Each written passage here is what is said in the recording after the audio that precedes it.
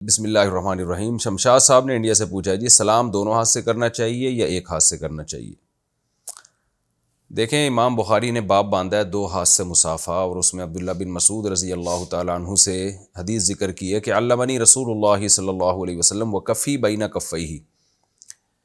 علمنی رسول اللہ صلی اللہ علیہ وسلم التشہد وکفی بین کفیہ، کہ میرے ہاتھ نبی کے دونوں ہاتھوں میں تھے اور نبی صلی اللہ علیہ وسلم نے مجھے تشہد سکھایا۔ تو اس سے نبی صلی اللہ علیہ وسلم نے گویا اپنے دونوں ہاتھوں سے عبداللہ بن مسعود کے ہاتھ کو پکڑا، تو ظاہر عبداللہ بن مسعود کے بھی دونوں ہاتھ ہی ہوں گے۔ لیکن بعض علماء کو اس پر اشکال ہے کہ اس سے تو تشہد سکھانے کے لیے ایک یعنی یہ ثابت ہوتا ہے کہ نبی صلی اللہ علیہ وسلم نے ان کو دونوں ہاتھ سے پکڑ کے تشہد سکھایا ہے، اس کا مصافحے سے کیا تعلق؟ تو مصافحے کے بارے میں جو صحیح بات ہے نا وہ یہی ہے کہ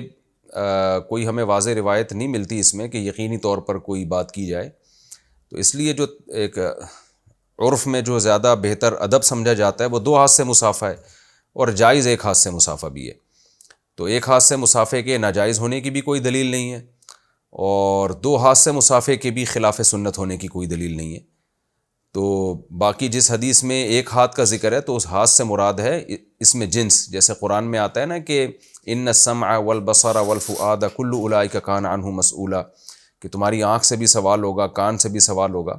تو آنکھ سے دونوں آنکھیں مراد ہیں۔ تو وہ روایت جس میں ایک ہاتھ کا ذکر ہے اس سے ہاتھ کی جنس مراد ہے، یعنی ہاتھ سے مصافحہ کیا، تو وہ ہاتھ کا متبادل ایک بھی ہو سکتا ہے، یعنی متبادر جو اس سے معنی ہوتا ہے ایک بھی ہو سکتا ہے، اور اس میں جنس کا مطلب دونوں ہاتھ۔ تو اس لیے اس بارے میں جمہور کی رائے یہی ہے کہ بہتر یہی ہے کہ دو ہاتھ سے مصافحہ کر لیں، ادب کا تقاضا یہ ہے، اگر کوئی ایک ہاتھ سے کرے تو بھی ٹھیک ہے۔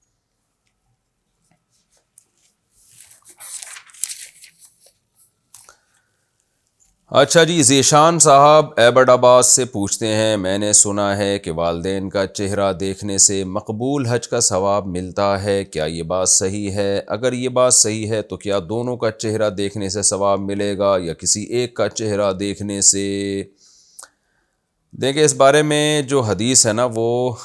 سند کے لحاظ سے ضعیف ہے، جس میں آتا ہے نا جس نے باپ کی پیشانی پہ دیکھا تو ایک حج کا ثواب ملتا ہے، ایک روایت میں عمرے کا بھی ہے، تو یہ بہت زیادہ کمزور روایت ہے، بعض نے تو اس کو موضوع من گھڑت کہا ہے۔ تو ویسے ماں باپ کے چہرے پر محبت سے دیکھنا ویسے ہی ایک بڑی فضیلت کی بات ہے، کیونکہ اللہ تعالیٰ نے جتنی اہتمام سے والدین کے حقوق بیان کیے ہیں اور ان سے محبت سے پیش آنے کی تاکید کی ہے، کسی اور کے بارے میں اتنی تاکیدات نہیں ہیں۔ تو اس لیے والدین کے بارے میں سورہ بنی اسرائیل میں ہے وَاخْفِضْ لَهُمَا جَنَاحَ الذُّلِّ مِنَ الرَّحْمَةِ، رحمت سے اپنے بازوؤں کو ان کے سامنے جھکا کے رکھو، تواضع کے ساتھ، عاجزی کے ساتھ۔